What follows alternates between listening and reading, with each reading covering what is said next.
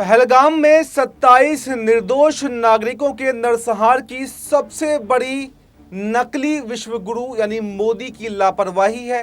नकली चाणक्य अमित शाह का राष्ट्रीय सुरक्षा पर ध्यान ना होना है और नकली जेम्स बॉन्ड अजीत डोभाल का आलसी होना है। सबको इंतजार है कि मोदी पाकिस्तान के साथ में आखिर क्या करेंगे, कब उनको जवाब देंगे और क्या करेंगे, मतलब क्या बड़ा करेंगे।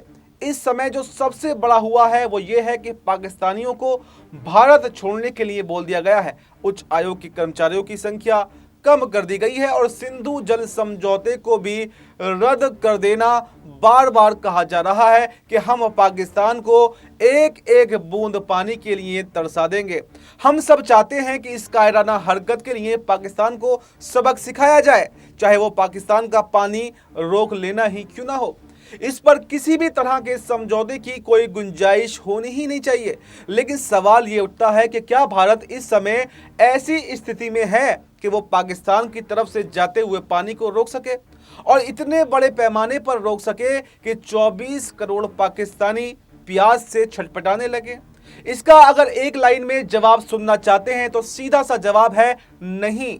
भारत अभी ऐसी करने की स्थिति में नहीं है और ये बात नरेंद्र मोदी भी अच्छी तरह से जानते हैं, अमित शाह भी जानते हैं और एस जयशंकर भी जानते हैं, अजीत डोभाल भी जानते हैं। इस पर आगे विस्तार से चर्चा करेंगे, लेकिन यहाँ ये बोलना जरूरी है कि पहलगाम के कत्ले-आम के अगले ही दिन बिहार में चुनावी मुद्दा बनाकर आ गए नरेंद्र मोदी ने पाकिस्तान पर कार्रवाई के नाम पर झुनझुना थमा दिया है।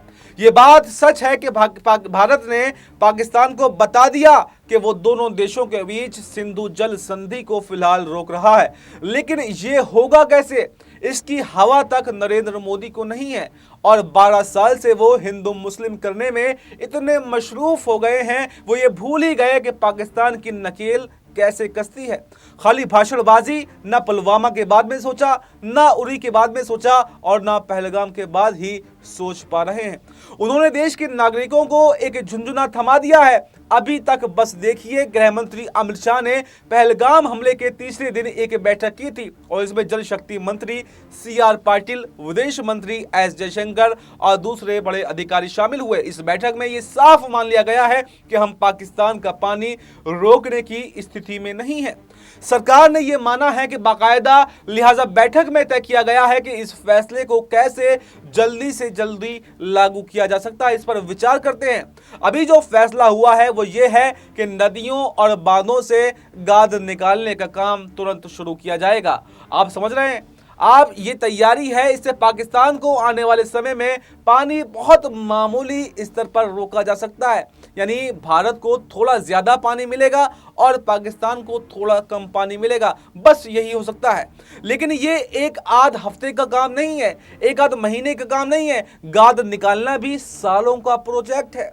मतलब अगर आप सोच रहे हैं कि एक आध महीने में पानी रुक जाएगा पाकिस्तान का, तो ऐसा बिल्कुल भी नहीं होने जा रहा है। दूसरी बैठक में पानी को जमा करने के लिए अतिरिक्त ढांचा बनाने और जल विद्युत परियोजनाओं पर काम तेज करने पर भी बात हुई है। इससे सिंधु, झेलम और चिनाब नदियों का पानी का इस्तेमाल भारत ज्यादा कर पाएगा। ये तो साल 2 साल का भी प्रोजेक्ट नहीं है। जब मोदी जी 11 साल में एक ईंट नहीं जोड़ पाए, नहीं तो अब तो चला चली की बोला है। अगर युद्ध स्तर पर भी काम हुआ तो कम से कम 15 से 20 साल लगेंगे और इस पर लाखों करोड़ रुपए का खर्च भी होगा। तो कम से कम नरेंद्र मोदी के प्रधानमंत्री रहते हुए तो पाकिस्तान का पानी रुकने वाला नहीं है, बल्कि कुछ नहीं होने जा रहा है पानी के मामले में। देखिए, बैठक के बाद में जल शक्ति मंत्री पाटिल ने मीडिया को बताया कि 3 विकल्पों पर चर्चा हुई है और गौर कीजिएगा, पहला कम समय में पूरा होने वाला विकल्प है, दूसरा मध्य समय में पूरा होने वाला विकल्प है और तीसरा लंबे समय के लिए काम करने वाला विकल्प है, ताकि पाकिस्तान को एक बूंद भी पानी ना जाए। ये रेटरिक है, जल्दी ही पानी को रोकने और मुड़ने के लिए नदियों की गाद निकाली जाएगी। समझ रहे हैं आप कि सरकार हर संभव कोशिश कर रही है कि पाकिस्तान को पानी ना मिले, लेकिन सरकार में भी सबको पता है कि इस हर संभव कोशिश का नतीजा अगले 6 महीने में भी निकलने वाला नहीं है। पाकिस्तान को एक एक बूंद पानी के लिए तरसाने की बात हवा हवाई है, जिस तरह से मोदी के भाषण हैं। अभी वो मुक्तेश्वरानंद सरस्वती ने बताया कि जब हमने विशेषज्ञों से बात की कि अगर हम सिंधु नदी का जल पाकिस्तान में जाने से रोकना चाहते हैं तो हमारे पास में क्या व्यवस्था है, उन्होंने कहा कि हमारे पास में कोई भी व्यवस्था नहीं है। अगर हम आज से तैयारी शुरू कर दें तो ऐसी व्यवस्था बना लें तो पैसा कितना लगेगा वो तो अभी पूछिए ही मत।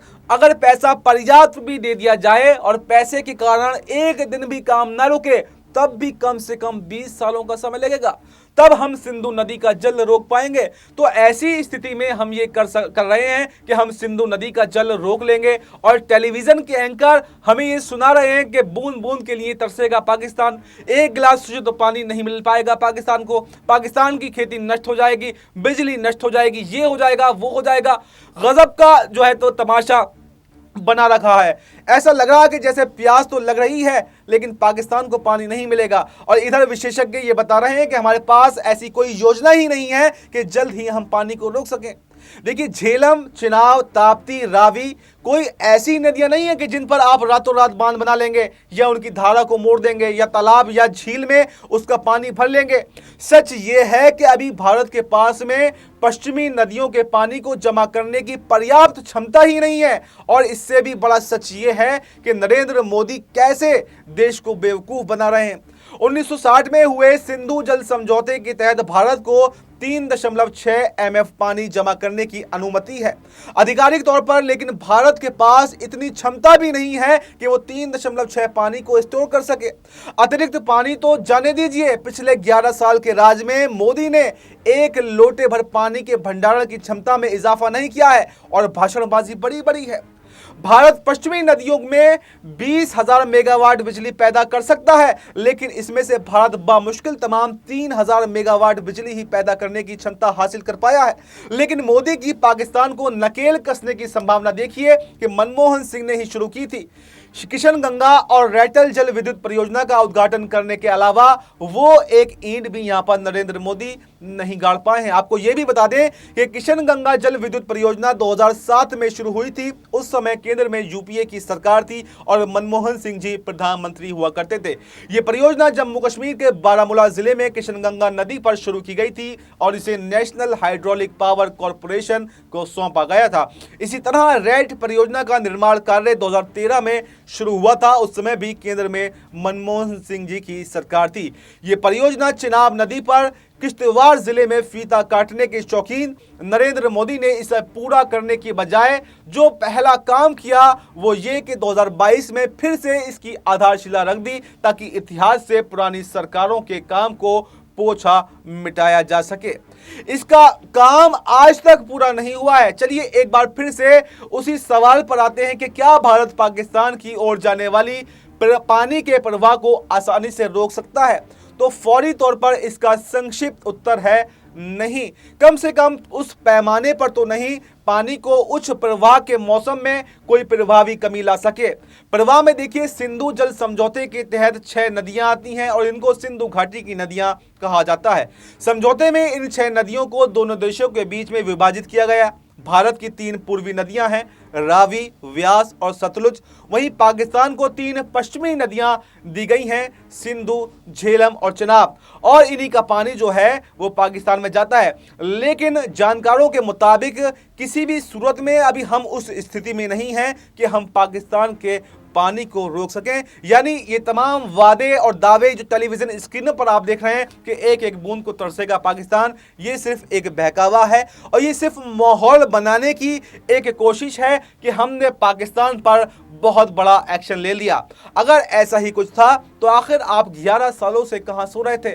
आखिर पुलवामा के बाद में आपने एक्शन क्यों नहीं लिया और अब तक आप कहां सो रहे थे? ये तमाम सवाल जो हैं यहां पर सरकार की मंशा पर जरूर खड़े होते हैं। ऐसे में अब ये देखना काफी दिलचस्प होने वाला है कि क्या नरेंद्र मोदी जी जो हवाई बातें कर रहे हैं, जो पानी रोकने की बातें कर रहे हैं, जो वीजा रोकने की बातें कर रहे हैं, क्या उन सभी वादों पर खरा उतर पाएंगे या जैसे अब तक उनके वादे रहे हैं देश की सत्ता में आने के बाद में ऐसे ही करते रहेंगे? और अगर कहा जाए तो पहलगाम में सबसे बड़ी नाकामी अगर किसी की है तो वो नरेंद्र मोदी जी की है, वो अमित शाह जी की है और वो यहां पर जो है केंद्र सरकार की है, अजीत डोभाल की है, क्योंकि पूरा का पूरा इतने दूर तलक आखिर आतंकी आ कैसे गए और आए ये तो अलग बात है, बचकर निकल कैसे गए। देखिए, गर्म कमरों में बैठकर चर्चा कर लेना आसान है, लेकिन जिनकी जानें गई हैं उनके परिवारों पर क्या गुजर रहा होगा और उनके लिए क्या ऐलान किए गए हैं कि किस किस के परिवार से अभी तक जाकर के मोदी और शाह मिले हैं, क्या उनको संवेदना दी गई है, क्या उनको मुआवजे का ऐलान किया गया है, अभी तक इस पर कोई भी चर्चा नहीं है। सिर्फ हवाई वादे और दावे अभी भी जो है यहाँ पर सरकार की तरफ से किए जाए हैं और अभी तक 4-5 दिन का समय जो है बीत चुका है। आज 27 तारीख है और 22 तारीख को यह हमला हुआ था, यानी 5 दिनों से आखिर हम क्या कर रहे हैं, आखिर क्यों अब तक हमने कोई जवाबी कार्रवाई नहीं की है, आखिर कितने आतंकवादियों को हमने अब तक पकड़ा है, आखिर कितने आतंकवादियों पर कार्रवाई की है, और सिर्फ हम वादे कर रहे हैं, सिर्फ दावे कर रहे हैं। तो अब ऐसे तो चलने वाला नहीं है और आने वाले समय में अब जनता भी ये बता देगी कि अगर सरकार अपने नागरिकों की सुरक्षा नहीं कर सकती तो फिर उसे सत्ता में बैठने का भी कोई अधिकार नहीं है। फिलहाल इस रिपोर्ट में, इस प्रोग्राम में इतना ही। इस पूरी रिपोर्ट पर आपकी क्या राय है, आप अपनी राय कमेंट बॉक्स में ज़रूर दें और हमें दीजिए इजाज़त। नमस्कार।